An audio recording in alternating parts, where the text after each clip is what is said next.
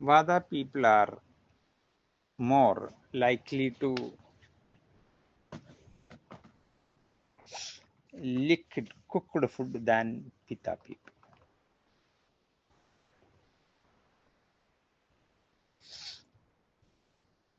Who are often do best on raw food. It is rare to find pure Vada who can balance themselves on purely raw food diet, whereas many Pitta or Pitta Kapha people can live almost indefinitely on raw food. Vada Pitta people can usually exist comfortably on raw food during the spring and summer.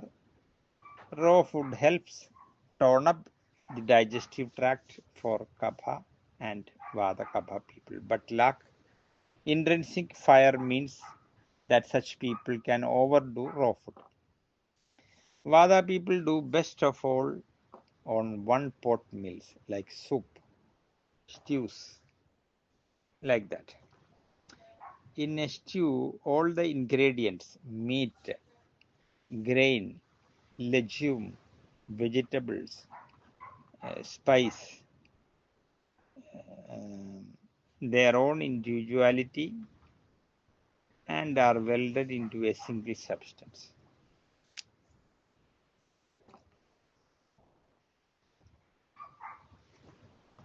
If you take the food separately, each separate food demands different digestive attention from the body. That is the beauty if you cook everything together in that way. Food combining is more important for Vada people than it is for other type. Vada people digestive system is not capable of handling a variety of foods at once, no matter how small the quantity, because the dryness and variability of Vada limits digestive responsiveness. Irregularity in diet disturb Vada people and worsen digestion further. In a one dish meal, however, the various foods have settled their differences in the pot, fought out whatever needed to be fought out, and come to some conclusion, which then you consume. One pot meals are best for everyone during illness.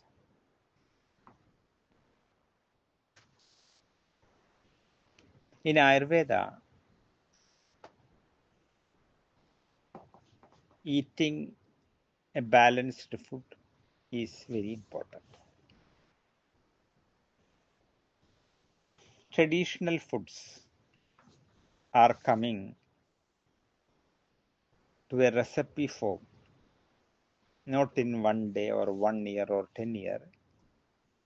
Thousands of years are taking, and after refinement and refinement, we get some beautiful recipes. And if we follow the traditional recipes, we will find a mixture of many things, many vegetables, many herbs, many spices, different things. But we need not to worry about that because it is a time-tested food. Again, it has satmya, the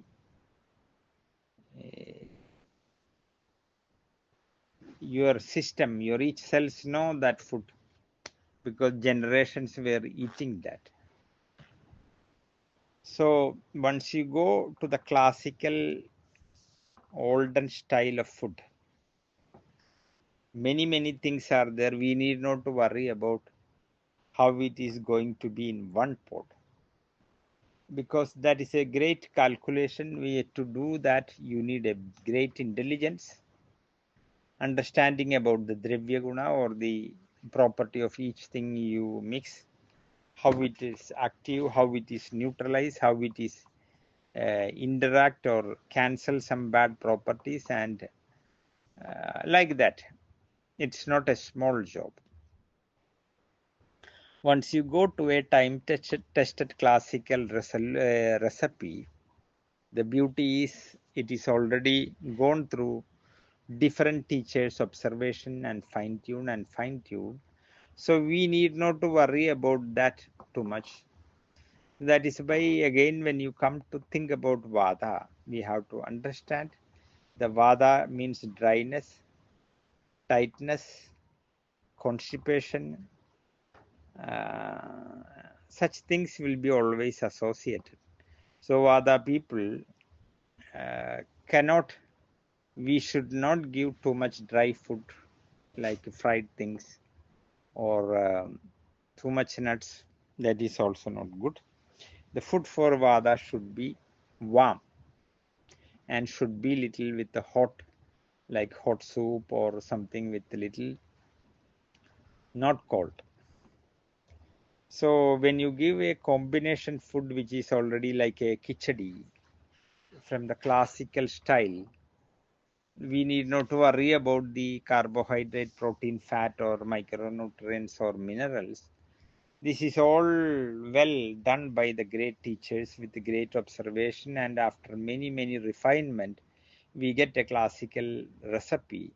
So in that classical recipe, when you go through, you will find which is fitting with your constitution, and once you make that, you need not to worry about anything. You can simply eat, enjoy, and that food will become that food will serve a great energy to you and will push you to push away the tiredness, and it is never going to trouble the digestive process in you or gas making, something like that.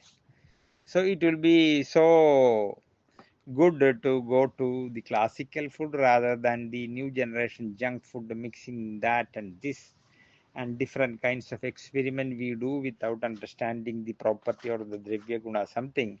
And in the end, it may be good smell and good looking, but it is never going to do good things to the stomach. It is going to be making a lot of the ama dosha in your system, and that heavy foods, which is extremely filled with fried oil, different things, instead of making you light and energetic, it will make you drowsy and tiredness. So for a Vada person, we have to always think that the food should be easily digestible, it should be warm, it should not be dry, it should be always with a little water. And the Vada people, we have to understand that there is a tendency for constipation in Vada people. So anything astringent, which is a taste which can easily create constipation, we should avoid. So for Vada people, you need some digestive supporting elements like ginger, garlic, like that. That will be quite good to add with the food.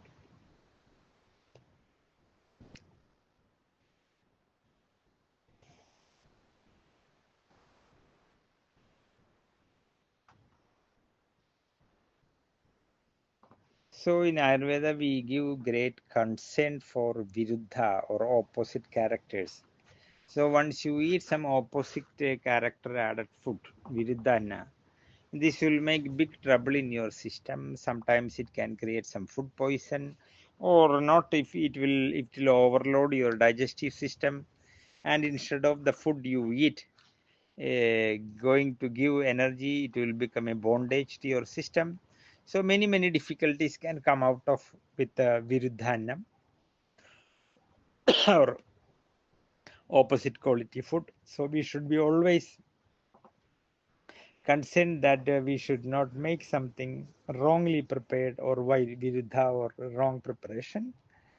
So Ayurveda overlook that subject with great concern. So whether it's something is overcooked or undercooked or burnt, unpleasant taste, unripe, overripe, putrefied, stale, like that, we should not encourage such foods. So it is we should always understand the paka or how it is cooked. So if you overcook or less cook, the texture of the food will be very different. So we should always give good consent to the paga, up to which extent it is cooked. That is always very important. For example, for a fried rice, the rice should not be 100% cooked, it should be less cooked, maybe 90%. For normal rice, it should be 100% cooked. For porridge, it should be overcooked. Or for when you make some